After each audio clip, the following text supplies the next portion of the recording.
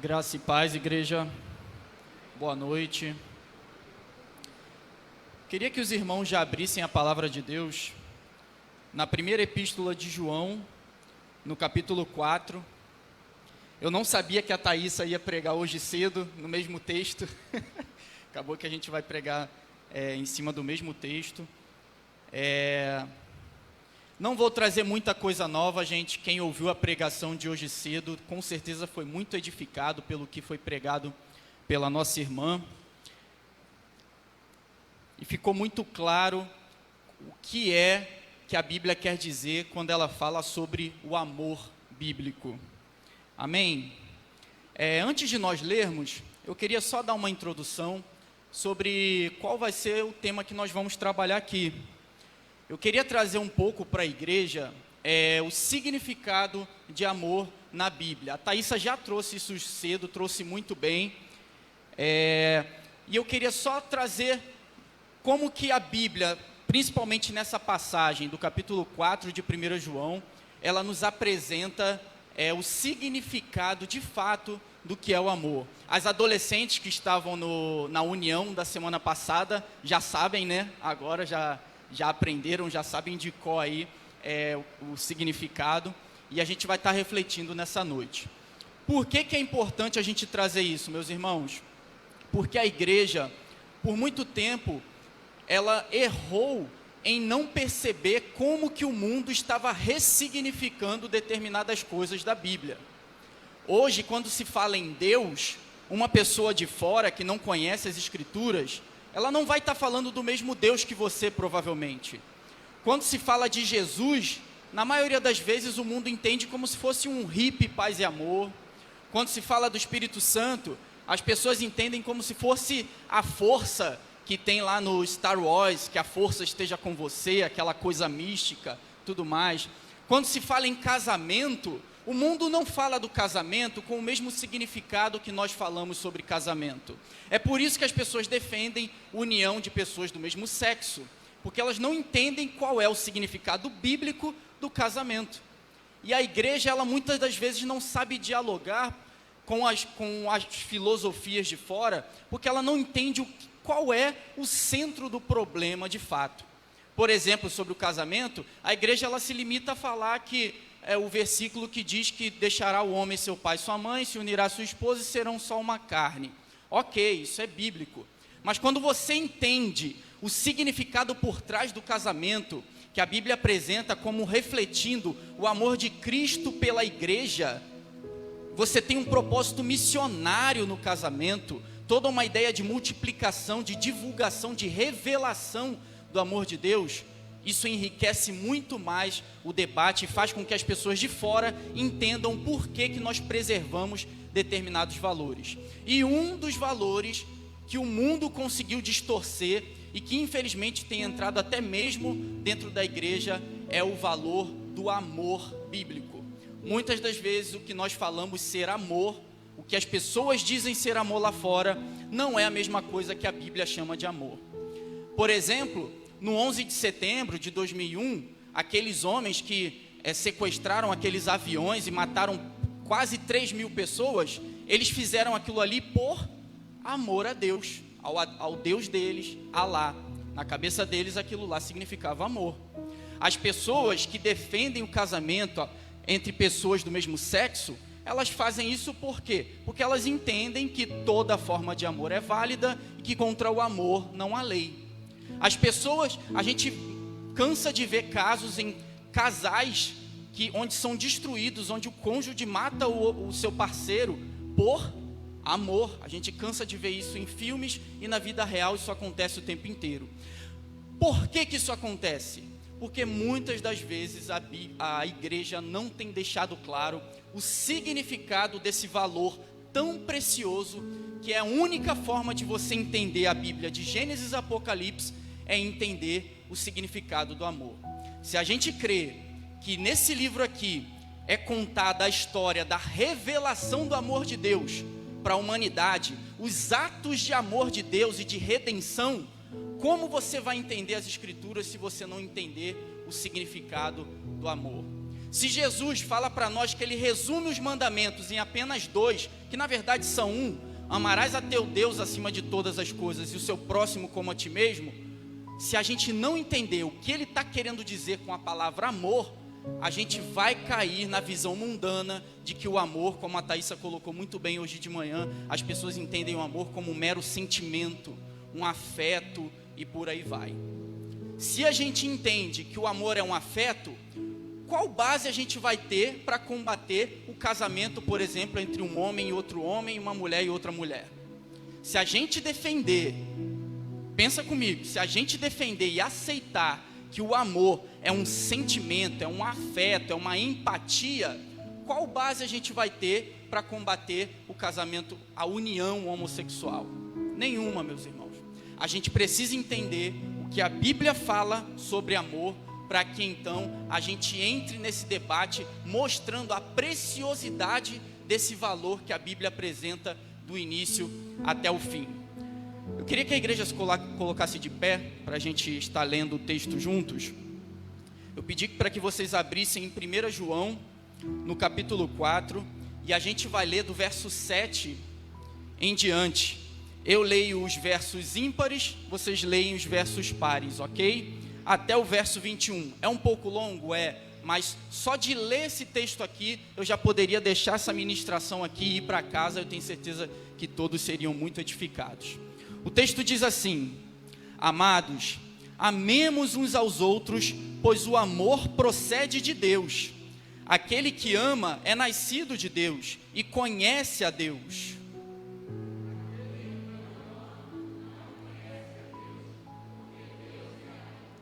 Foi assim que Deus manifestou o seu amor entre nós. Enviou seu Filho unigênito ao mundo para que pudéssemos viver por meio dele.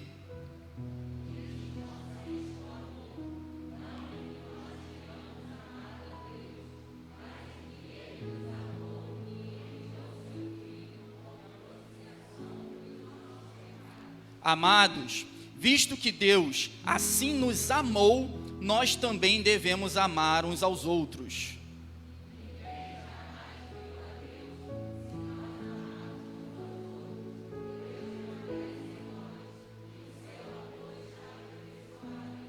Sabemos que permanecemos nele e ele em nós, porque ele nos deu do seu Espírito.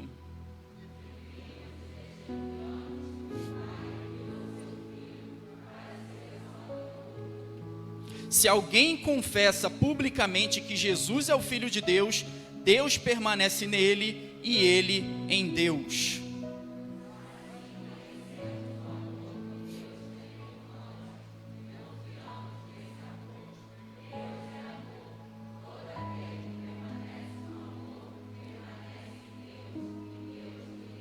Dessa forma, o amor está aperfeiçoado entre nós, para que no dia do juízo tenhamos confiança, porque neste mundo somos como Ele.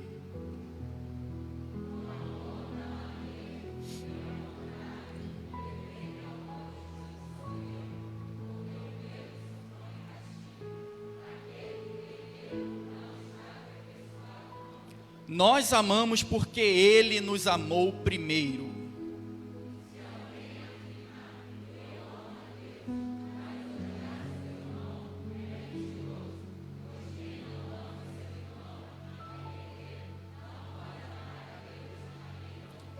Ele nos deu este mandamento: quem ama a Deus, ame também seu irmão. Vamos orar? Deus amado, Pai querido, louvado seja o teu santo nome, Pai. Nosso Deus de amor, de graça e de misericórdia. O Deus que intervém na história, o Deus criador da história, o Deus que se relaciona com os seres humanos na história. Louvado seja o teu nome, Pai. Te glorificamos, ó Deus, porque tu és o Deus em quem confiamos. Tu és o Deus que está sendo louvado e adorado aqui neste culto prestado a Ti. Tu és o Deus que permitiu que cada um estivesse aqui para ouvir essa palavra nessa noite, Pai. Nós te pedimos, Deus, que não haja outro Espírito agindo nessa noite, a não ser o Teu Espírito Santo, Pai. O Espírito Santo que o Senhor selou em nossos corações como compromisso de salvação pela eternidade, Pai. Pai, muito obrigado pela vida de cada um. que a tua voz seja ouvida aqui nessa noite, que penetre em mentes e corações, que saiamos daqui nessa noite com o nosso coração ardendo em chamas, para apresentar o verdadeiro amor derramado na cruz do Calvário às outras pessoas, Pai.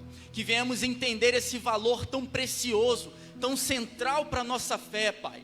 E que em nome do Senhor Jesus, saiamos daqui, Pai, como maiores evangelizadores, Pai. Pessoas que sentem prazer em abrir a boca e falar daquilo que o Senhor fez para nós, Pai. Em nome do Senhor Jesus, é o que nós oramos e te pedimos, Pai. Crendo que o Senhor é o Deus amoroso que inclina os seus ouvidos para ouvir a nossa oração. Em nome de Jesus, Pai. Amém. Podem sentar. Meus irmãos, eu queria separar essa pregação em 4 sessões aqui. Primeiro eu queria começar lendo novamente os versos 7 e 8, que dizem assim: Amados, amemos uns aos outros, pois o amor procede de Deus. Aquele que ama é nascido de Deus e conhece a Deus. Quem não ama não conhece a Deus, porque Deus é amor. Com certeza, muitos aqui já ouviram falar que se tem um livro da Bíblia que tira qualquer dúvida sobre aquele que deseja saber se realmente um dia você sofreu uma conversão pelo Espírito Santo, é o livro de 1 João. Isso é muito conhecido, meus irmãos. Se você tem alguma dúvida, se você foi realmente regenerado pelo Espírito Santo, se você teve um encontro com Deus, uma transformação de mente e de coração, eu te indico ler 1 João, meus irmãos. Ali você encontra a fórmula para que você entenda quais são os frutos de alguém regenerado pelo Espírito Santo, de alguém arrependido pelos seus pecados do passado e que muda, primeiramente, a sua mente e, consequentemente, o seu comportamento também. E a primeira coisa que eu queria trazer como provocação para a gente nessa noite é: quando eu leio esse texto aqui, falando que quem não ama, não conhece a Deus, porque Deus é amor, o que vem na sua cabeça com essa palavra? Até antes da Thaísa pregar hoje cedo e explicar um pouco sobre o que era o amor, que é de fato uma escolha, uma atitude, o que vinha à sua cabeça? Eu já fiz essa pergunta para algumas pessoas, meus irmãos, e na maioria das vezes a gente ouve algumas respostas com sinceridade, meus irmãos, e a gente tem que ver isso como uma responsabilidade da igreja que a gente não tem conseguido dar conta conforme a palavra nos ensina, porque a gente tem ensinado de maneira muito superficial determinadas coisas. E você ouve pessoas falando que é um afeto, de fato, envolve afeto. Algumas pessoas vão responder que se trata de compaixão, de fato, envolve compaixão. Algumas pessoas vão responder que é paixão, e de fato envolve paixão. Mas quando você vê, por exemplo, o versículo mais conhecido das Escrituras, eu tenho certeza que já veio na sua cabeça aí João 3,16, você vê lá escrito: porque Deus amou o mundo de tal maneira que deu seu único filho para morrer em nosso lugar. Você sabe o versículo da maneira correta. Meus irmãos, por que a palavra amor está no passado ali? Por que não está? Porque Deus ama o mundo de tal maneira que deu seu Filho unigênito para que todo aquele que nele crê não pereça, mas tenha vida eterna. É porque o verbo está no passado, porque ele está apontando para um ato específico em que Deus demonstrou o seu amor. Ele está apontando para a cruz. Foi no ato de Deus se revelar em forma humana, andar entre nós pecadores, sofrer, ter pessoas em oposição a ele ser preso, traído, sofrer, morrer, ressuscitar ao terceiro dia, 40 dias depois enviar o teu Santo Espírito. Ele está falando desse ato de amor. Se estivesse ali, ama, a gente com certeza entenderia isso como um sentimento permanente de Deus, de afeto por nós. Mas não é isso que a Bíblia apresenta. No próprio versículo que a Aline leu em Romanos, está falando ali que porque Deus nos amou.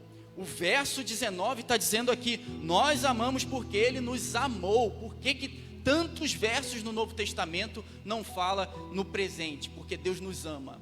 É porque amor bíblico, ele tem muito mais a ver com doação do que um mero sentimento. Muitas das vezes a gente chama aquilo que a Bíblia condena como paixões, a gente chama paixões de amor, muitas das vezes. A paixão é um sentimento de descontrole que deve ser controlado pela nossa ação de amor, pelo nosso entendimento do que é o amor. E a gente muitas das vezes tem um sentimento de paixão por uma pessoa e chamamos isso de amor. Não é à toa, meus irmãos, que a palavra original para paixão na Bíblia é a mesma que nós usamos para patologia. Quem conhece um pouco mais de medicina vai entender que patologia tem a ver com doenças, com enfermidades. Alguém pode me corrigir se eu estiver errado. A paixão, já no mundo do Novo Testamento, ela era entendida como um sentimento doentio, que deve ser controlado pelo ser humano. Então o amor, meus irmãos, ele não pode ser pautado pelo que o mundo diz ser amor, porque o valor do amor, ele é apresentado nas Escrituras, tanto no Antigo quanto no Novo Testamento.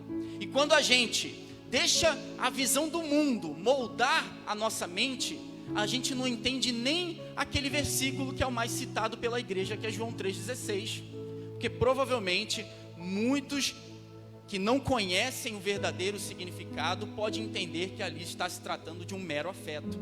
Então, meus irmãos, primeira coisa que eu queria deixar aqui é que amor na Bíblia tem muito mais a ver com doação. É por isso que por muito tempo, se você tem a versão Almeida Revista Corrigida, em muitos versículos vão trazer a palavra caridade, porque tem a ver com doação. Eu não amo a minha esposa quando eu estou vivendo um momento de intensa paixão por ela. Eu amo a minha esposa como quando eu dou o meu tempo para ouvi-la, quando eu dou o meu sentimento para ela, também pode ser uma doação de sentimento. Quando eu dou o meu falar para ela, quando ela deseja ouvir algum conselho meu, quando eu dou para outra pessoa, é que eu estou amando esta pessoa. E ele continua aqui no verso 9 ao 16. Foi assim que Deus manifestou o seu amor entre nós. Enviou o seu Filho unigênito ao mundo para que pudéssemos viver por meio dele. Ele fala aqui que foi assim que Deus manifesta o seu amor entre nós. Deus, ele continua manifestando o seu amor, obviamente, mas ele coloca como o maior exemplo de amor na Bíblia essa manifestação em Cristo Jesus na cruz do Calvário. Nisto consiste o amor, não em que nós tenhamos amado a Deus, mas em que ele nos amou e enviou seu Filho como propiciação pelos nossos pecados. Amados, visto que Deus assim nos amou, nós também devemos amar uns aos outros. Ninguém jamais viu a Deus. Se amarmos uns aos outros, Deus permanece em nós e o seu amor está aperfeiçoado em nós. Sabemos que permanecemos nele e ele em nós, porque ele nos deu do seu Espírito. E vimos e testemunhamos que o Pai enviou seu Filho para ser o Salvador do mundo. Se alguém confessa publicamente que Jesus é o Filho de Deus, Deus permanece nele e ele em Deus. Assim conhecemos o amor que Deus tem por nós e confiamos nesse amor. Deus é amor. Todo aquele que permanece no amor permanece em Deus e ele em nós. Meus irmãos, eu posso dizer para vocês que quando a gente entende o que a Bíblia quer dizer com amor, a gente ganha uma nova Bíblia.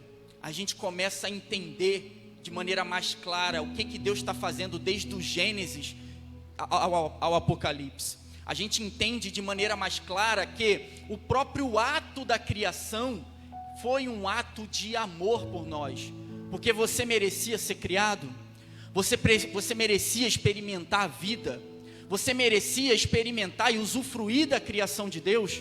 A gente não merecia nada disso, mas ao mesmo tempo em que Deus utiliza a sua voz para criar, ele ao mesmo tempo pratica esse amor, criando a criação ali em Gênesis 1. Olha aqui, meus irmãos, por exemplo, no verso 12. No verso 12 é interessante que João ele está repreendendo um pensamento errado da época que tem tudo a ver, tem alguma coisa a ver com a ideia de amor dos nossos dias. Quando ele fala ali no verso 12, ninguém jamais viu a Deus, parece que ele está fugindo do assunto. Ele está só falando, aquele que ama a Deus faz isso, aquele que não ama a Deus não faz isso e tudo mais. Do nada ele fala que ninguém jamais viu a Deus. Por que ele está fazendo isso, meus irmãos? Porque havia uma seita chamada gnosticismo, que João, ele escreve a carta de 1 João combatendo essa seita. E o que essa seita pregava? Não vou entrar muito na parte principal da seita, mas no que traz aplicação para a gente desse versículo aqui. Por ser uma seita mística, alguns ali estavam afirmando ter experiências diretas com Deus, e isso acabava se tornando autoridade e se proliferando pela igreja do Senhor. Não parece muito com o que algumas pessoas têm feito hoje em dia? De valorizar muito mais uma experiência com Deus, uma experiência sentimentalista com Deus, do que você ler a palavra de Deus e ser edificado na sua mente e no seu coração. Eu posso trazer um exemplo aqui, meus irmãos. Essa semana, uma igreja que quem me conhece sabe que eu não vou nem chamar de igreja, para ser bem sincero, meus irmãos, que fica atrás da minha casa. Essa semana, a minha esposa ouviu sendo pregado a seguinte coisa: a pastora de lá pregando que, meus irmãos, resumindo era isso, a Sara sabe falar melhor que eu, mas se você tiver uma experiência individual, uma experiência mística com Deus, se a palavra ir contra essa experiência, o que vale é a sua experiência. Olha isso, meus irmãos, olha onde isso pode desembocar. É por causa da gente entender de maneira errada o que a Bíblia quer dizer sobre determinadas coisas, que a gente cai nessa versão mundana bíblica de que o evangelho tem a ver meramente com um sentimento de afeto que a gente tem que ter pelos outros. Isso vem, meus irmãos, muito influenciado por uma filosofia do século XIX chamada de romantismo alemão, que ele tinha um forte apego pela nostalgia, por coisas do passado, e passou a sentimentalizar determinados valores cristãos. É por isso, foi daí que começou a surgir essa ideia de Jesus, como se fosse um hippie, paz e amor, e tudo mais, e como se não fosse aquele Jesus que entrou no templo derrubando tudo, porque estavam fazendo o templo de covil de ladrões. E essas ideias têm entrado na igreja. E a maneira mais clara que nós podemos enxergar esse tipo de filosofia invadindo a igreja é quando a gente vê pessoas valorizando muito mais a experiência do que a Bíblia. Quando na verdade, meus irmãos, a Bíblia é que deve julgar as nossas experiências. Não adianta a gente falar que crê num Deus que é soberano sobre todas as coisas, e alguém chega para nós dizendo que viu Jesus no quarto dela, e Jesus falou para ela que a partir daquele momento, ele realizaria todos os sonhos dela. Se Deus é soberano, as coisas que devem se realizar são a vontade de Deus e não a nossa, correto? A Bíblia é que deve julgar as nossas experiências com Deus. No verso 15... existe outra coisa interessante também, que João está falando aqui para nós, que é o seguinte: se alguém confessa publicamente que Jesus é o Filho de Deus, Deus permanece nele e ele em Deus. Aqui fica mais claro quando você volta um capítulo, no capítulo 3, no verso 18, João fala o seguinte: filhinhos, não amemos de palavra nem de boca, mas em ação e em verdade. João aqui está combatendo a ideia hipócrita, né? Aquilo que nós chamamos de hipocrisia, quando há uma diferença entre aquilo que nós pregamos e dizemos crer e aquilo que nós fazemos. Nós não podemos pregar o amor bíblico e não praticar o amor bíblico, e para isso nós devemos entender o que é o amor bíblico e como ele se aplica na nossa vida. E você até esse momento pode estar se perguntando, mas o que isso tem a ver com missões, Ronaldo? Lá no final a gente vai entender o que isso tem a ver com missões. E eu aquilo que eu orei no início, eu espero de verdade que seja o que o Espírito Santo faça não só com você, mas comigo também. Que a gente saia pelaquela porta daqui a pouco e pense em como a gente tem o dever de manifestar o amor bíblico, o amor que nós aprendemos na cruz de Cristo e como nós devemos ser agentes desse amor no mundo afora. Nos versos 17 e 18, João traz o seguinte: dessa forma o amor está aperfeiçoado entre nós, para que no dia do juízo tenhamos confiança, porque neste mundo somos como ele. No amor não há medo, ao contrário, o perfeito amor expulsa o medo, porque o medo supõe castigo. Aquele que tem medo não está aperfeiçoado no amor. Quem veio ontem aqui no Cine Jovem, sobre o filme Lutero, teve uma cena logo de início, onde mostrava como Lutero carregava um fardo gigante antes de se converter de fato ao Evangelho, e a leveza de Lutero após ele conhecer o amor de Deus. Por que isso acontece, meus irmãos? Porque durante muito tempo foi pregado que você ter certeza da sua salvação era até uma heresia. Isso porque a Bíblia estava sendo deixada de lado, porque a Bíblia ela afirma isso o tempo inteiro, meus irmãos. Ela não fala que nós seremos salvos. Se você creu em Cristo Jesus e entregou a sua vida a Ele, ela diz que você já é salvo e você já experimenta o reino de Deus. O reino de Deus está para se consumar no futuro, de maneira completa, mas nós já experimentamos o reino de Deus. E meus irmãos, eu posso dizer que talvez não há verdade bíblica que traga um conforto tão grande para o cristão do que você saber que a sua salvação não depende da sua fidelidade, mas da fidelidade de Cristo Jesus. Se dependesse da nossa fidelidade, nós pecamos todos os dias, meus irmãos. Simplesmente você imaginar que Deus ele coloca o nome Ronan no livro da vida um dia, eu peco, apaga, no outro dia eu vou lá, peço perdão, coloca de novo, apaga. Mas a gente crê que nós fomos salvos pelos méritos de Cristo. Cristo não pecou e nunca pecará. Ele é o sacrifício perfeito. E pela fidelidade dele, nós somos salvos. E não há nada mais libertador do que isso.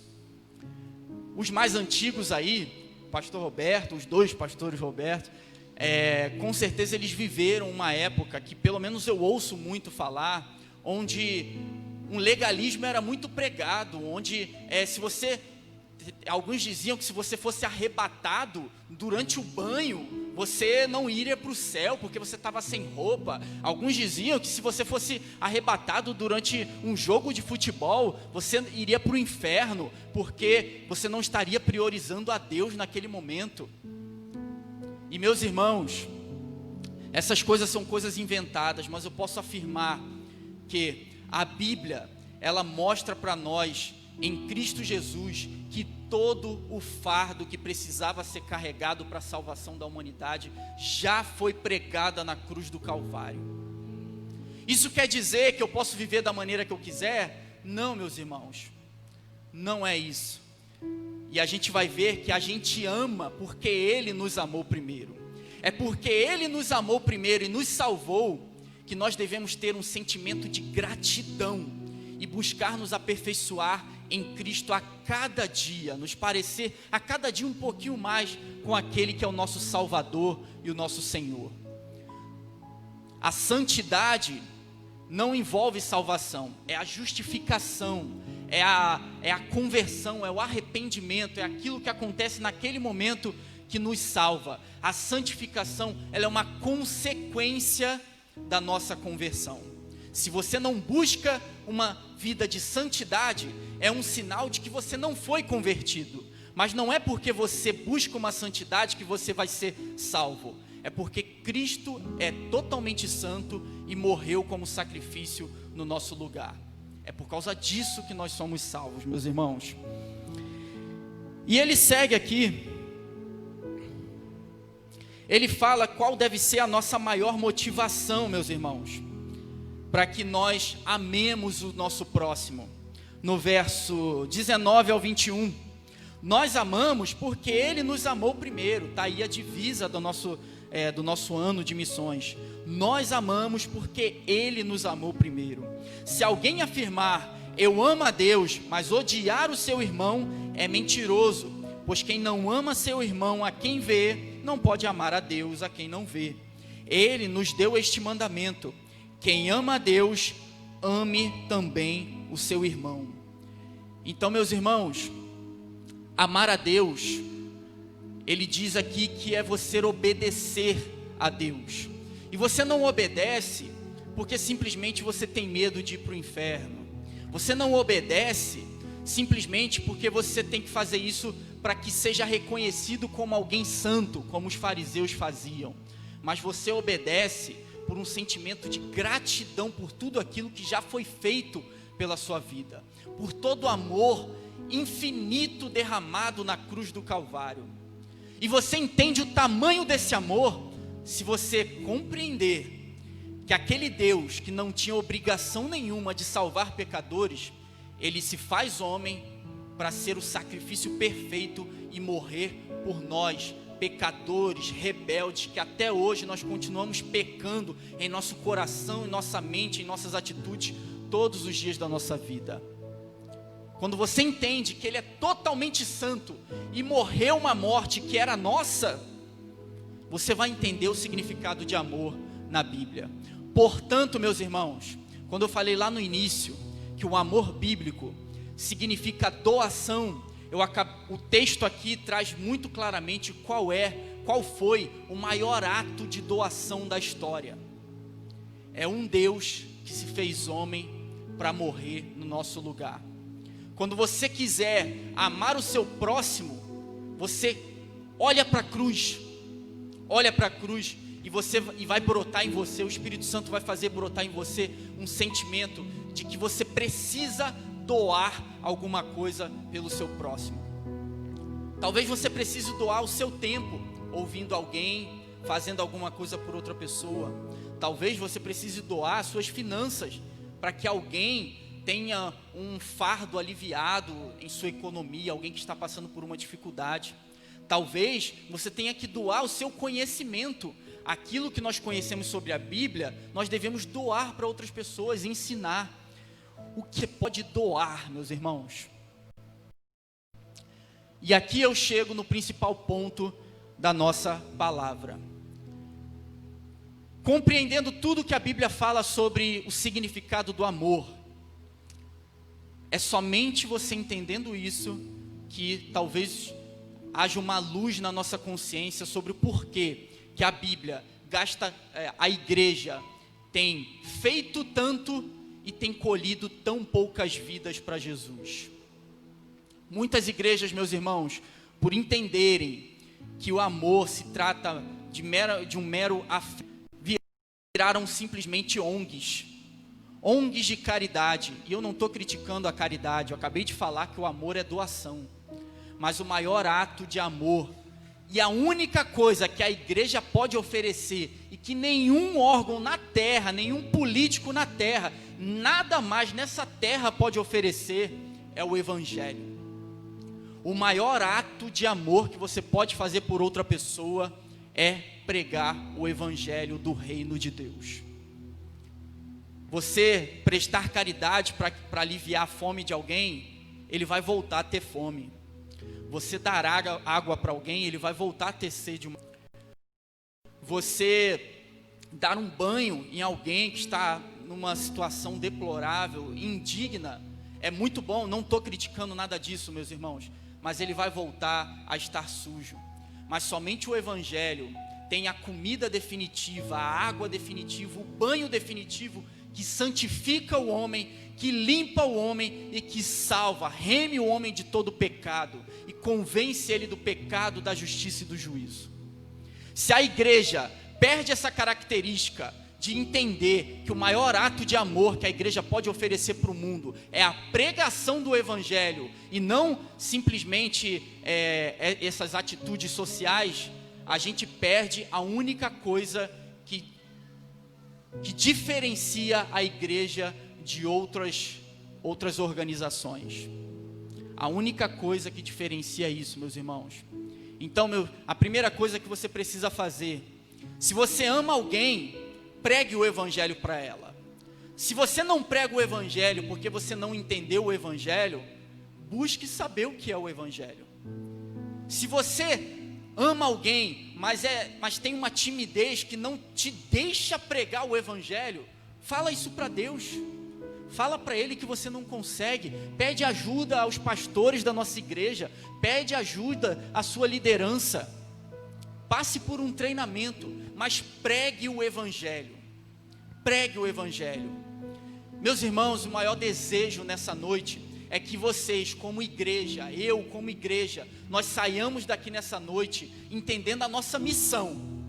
É entender que o amor bíblico se trata de atitude, e a maior atitude que você pode ter por outra pessoa é pregar o evangelho. É semelhante a Gênesis 1, ao mesmo passo que Deus fala, haja luz, Ele faz a luz. Ao mesmo passo que Ele fala, haja o ser humano é criado naquele mesmo momento.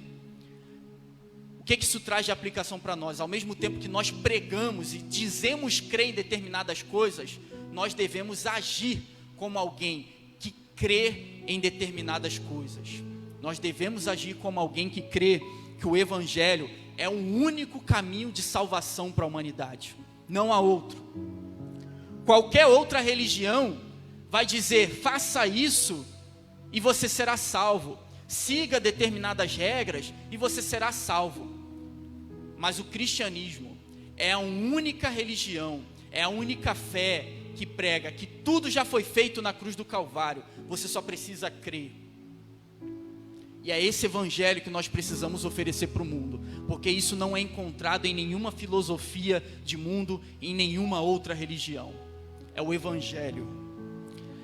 Isso eu falo para a igreja do Senhor. Se você deseja demonstrar o seu amor pelo próximo, primeiramente entre irmãos, pratique a obediência dos mandamentos do Senhor. Pratique, meus irmãos. Faça ao próximo aquilo que você gostaria que fosse feito por você. Com o seu relacionamento com o de fora, fale do amor de Cristo na cruz do Calvário. E agora você, que ainda não teve um encontro com Cristo Jesus, você que se estiver me ouvindo pela internet, você ainda não creu no Evangelho, na única mensagem do Salvador Cristo Jesus, eu te convido a oferecer, eu te convido a experimentar esse amor que somente Jesus Cristo pode oferecer. Eu te convido a experimentar de fato a vivência do Evangelho, a visão de mundo que o Evangelho oferece, as ações que somente o Evangelho nos proporciona. Eu te convido, meu irmão, a orar comigo nesse momento. Se você reconhece que você não compreendia, não entendia e não tinha aceitado a mensagem do Evangelho até esse momento, eu te convido a orar comigo nesse momento. E você ore pedindo a Deus para que Jesus Cristo faça aquilo que Ele mais sabe fazer, melhor sabe fazer: salvar pecadores, transformar corações e mentes. Amém, meus irmãos? Vamos orar. Senhor Jesus, Deus amado, Pai do nosso Senhor e Salvador Jesus Cristo, o único Deus que salva, o único Deus que se fez homem para morrer em nosso lugar, o único Deus que remiu os nossos pecados, o Deus que fez propiciação pelos nossos pecados, que apaziguou a ira do Senhor contra nós. Estávamos em rebeldia contra Ti, Senhor, mas o Senhor nos reconciliou em Cristo Jesus, e o Senhor fez isso pela graça, pelo favor imerecido, que somente o Teu Evangelho pode proporcionar. Que nesse dia, Pai, onde o tema de missões está sendo tratado, a Tua igreja, Pai, saia daqui entendendo a responsabilidade gigante que nós temos de conhecer o Teu Evangelho e oferecer o Teu Evangelho. Pai, tira todo o espírito de covardia, todo o espírito de omissão, todo o espírito de apatia da igreja, e que o Teu Espírito Santo nos encha de ousadia, de coragem, para que confiemos no Senhor, assim como Cristo prometeu aos seus discípulos, aos apóstolos, que diante das autoridades, quando eles não soubessem o que falar, o teu Espírito Santo lhes daria o que falar, que possamos confiar no Senhor, quando abrirmos a nossa boca e pregarmos o Evangelho ao nosso próximo. Que o sentimento de amor verdadeiro, bíblico, doador, invada os nossos corações, e que o teu Espírito Santo jamais nos deixe esquecer aquilo que aprendemos nessa noite. Nós oramos, Pai, pedindo, Deus, que o Senhor transforme vidas e corações aqui nessa noite, em nome do Senhor Jesus, Pai. Amém, Deus. Amém.